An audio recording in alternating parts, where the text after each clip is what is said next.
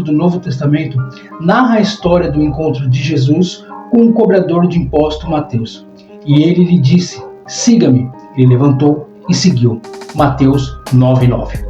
Muito prazer, seja muito bem-vindo ao meu canal. Se você não me conhece, eu me chamo Carlos. Fique à vontade para navegar nos nossos estudos, porque aqui nós estamos desenvolvendo a salvação.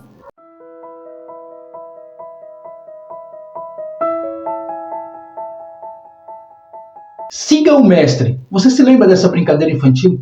A ideia da brincadeira era que as crianças deviam seguir uma outra criança até o fim do jogo. E aquela que fosse errando, automaticamente era excluída da brincadeira.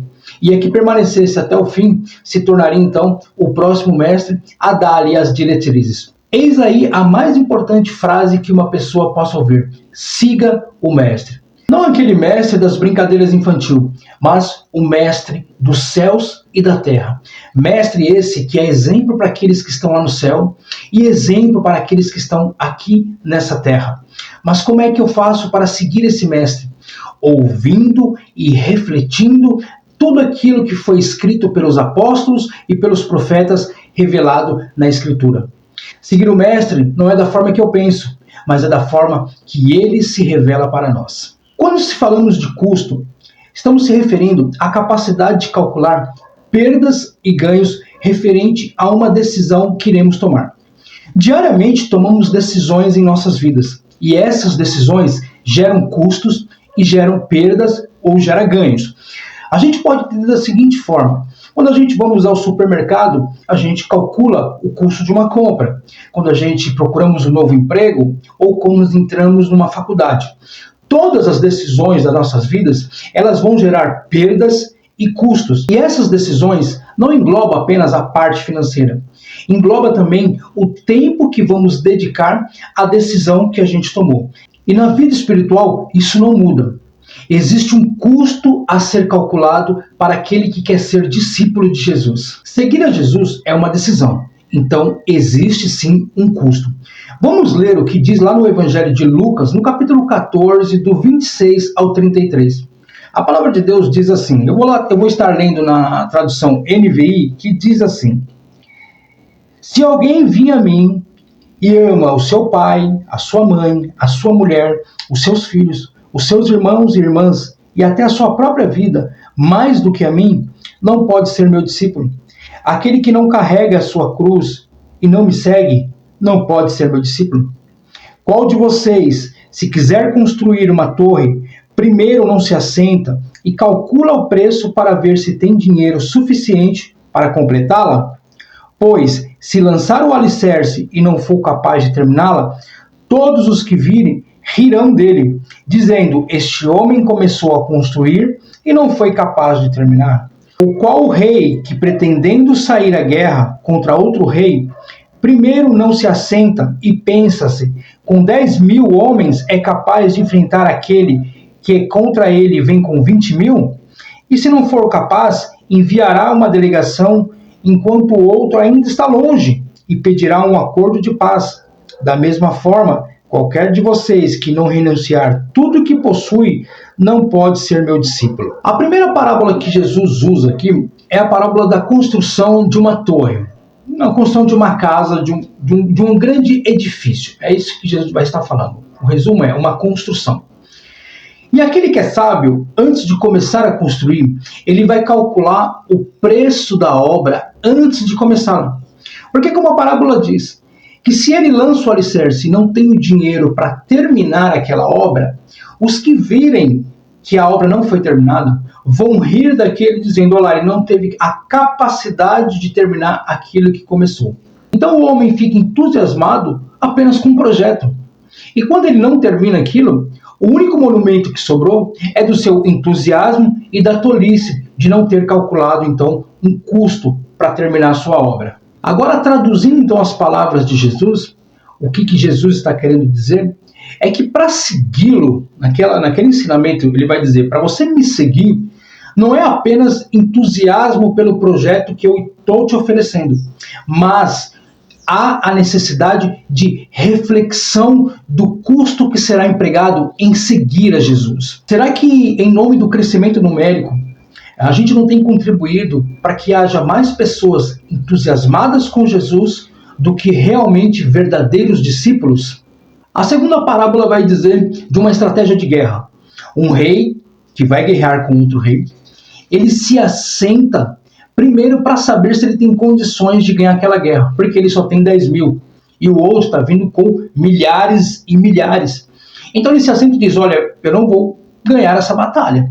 Então é melhor eu perder o domínio e continuar vivo, do que não me render e perder o domínio e perder a minha vida. Será que o discípulo de Jesus não é a mesma coisa? A ideia é que o discípulo não é sobre ganhar, mas é de como saber perder essa batalha. Às vezes estamos muito no governo e para ser discípulo de Jesus temos que abrir mão desse governo para recebermos a vida. Perdemos território, perdemos poder e governo sobre a nossa própria vida e deixamos ela na mão do mestre. E isso é a referência que ele usa para aquele que quer ser discípulo. Já no versículo 34 e 35 do no capítulo 14 do Evangelho de Lucas, vai dizer assim: o sal é bom, mas se ele perder o sabor, como restaurá-lo? Não serve nem para o solo, nem para adubo, é jogado fora.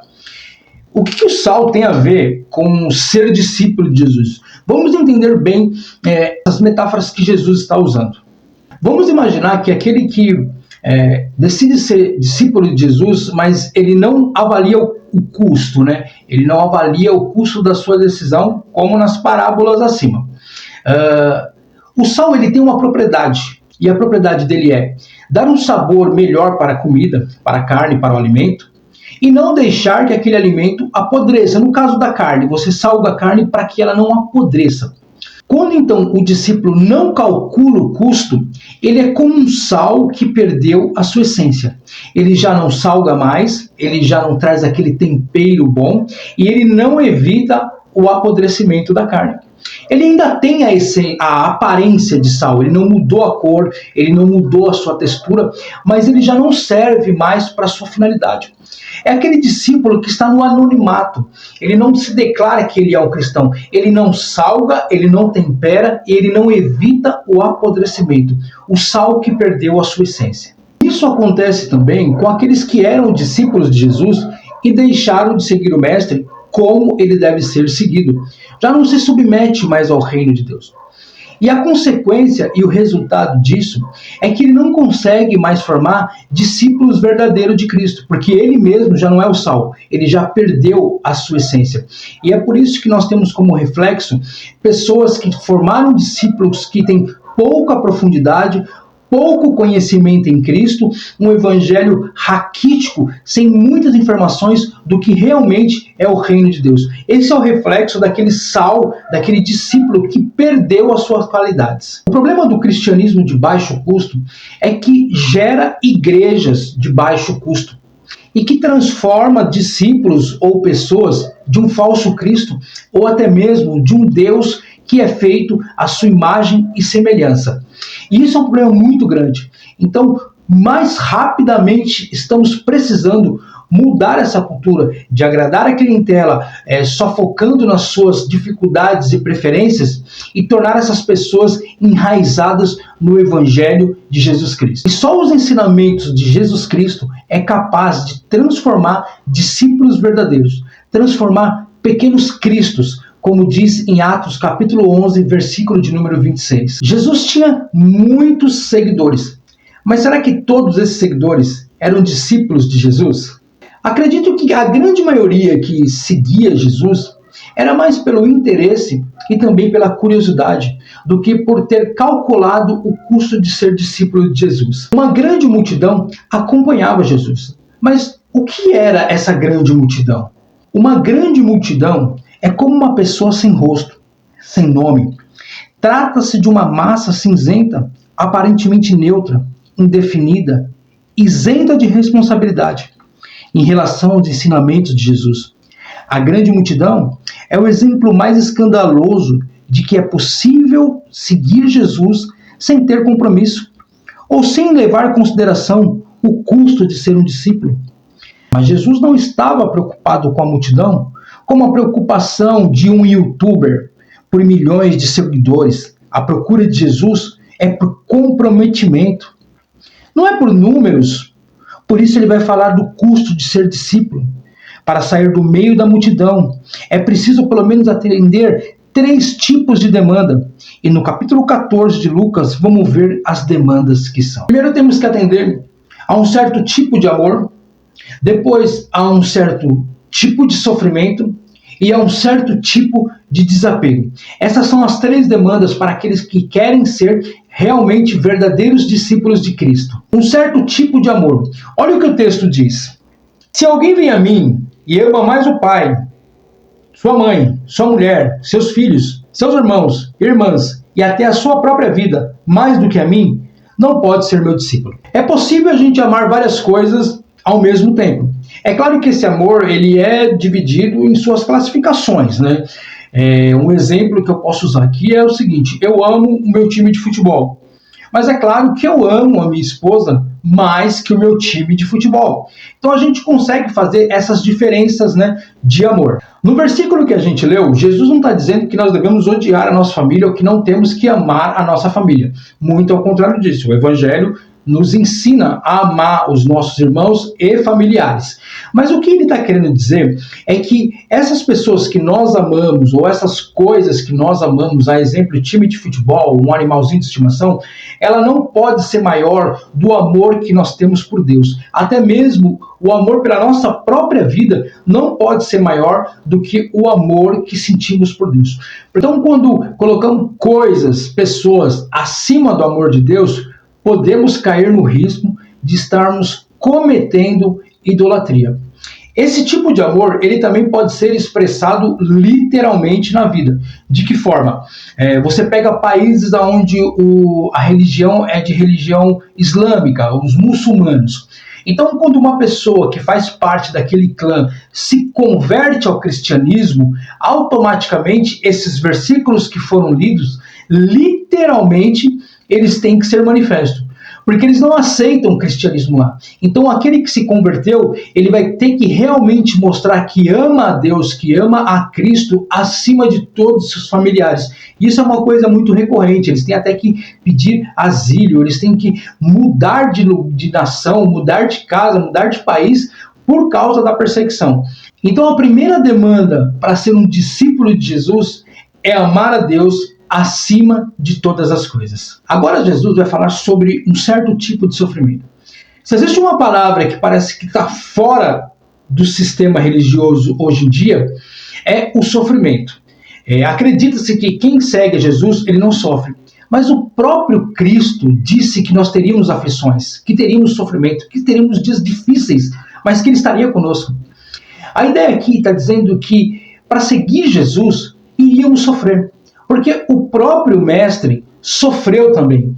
Jesus, no seu curto ministério de 3 anos e meio, sofreu oposições de sistema religioso, sofreu oposição de demônios, sofreu oposições até mesmo da multidões, no caso daquela libertação onde os demônios, né, aquela legião entrou em porcos e fez com que os porcos se jogassem de um penhasco, fazendo que aqueles donos dos porcos tivessem um prejuízo enorme. Então, até mesmo pela multidão, ele sofreu ali a oposição.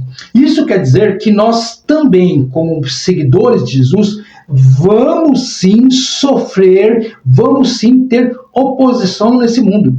Mas o ponto principal aqui é o carregar a cruz. No versículo 27 vai dizer assim: aquele que não carrega a sua cruz e não me segue, não pode ser meu discípulo.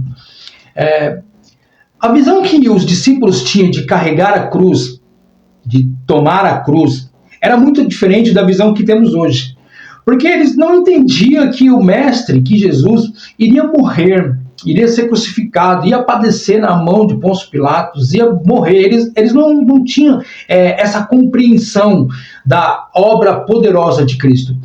Mas eles entendiam que carregar a cruz era saber que estava sendo humilhado, rejeitado por toda a sociedade, porque aquele que carregava uma cruz era o maldito.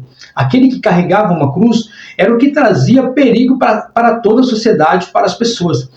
O que Jesus estava querendo dizer é que carregar a cruz era que eles iriam viver num mundo hostil ao Evangelho. Iriam viver em situações completamente complicadas por seguir Jesus. Isso é carregar a cruz.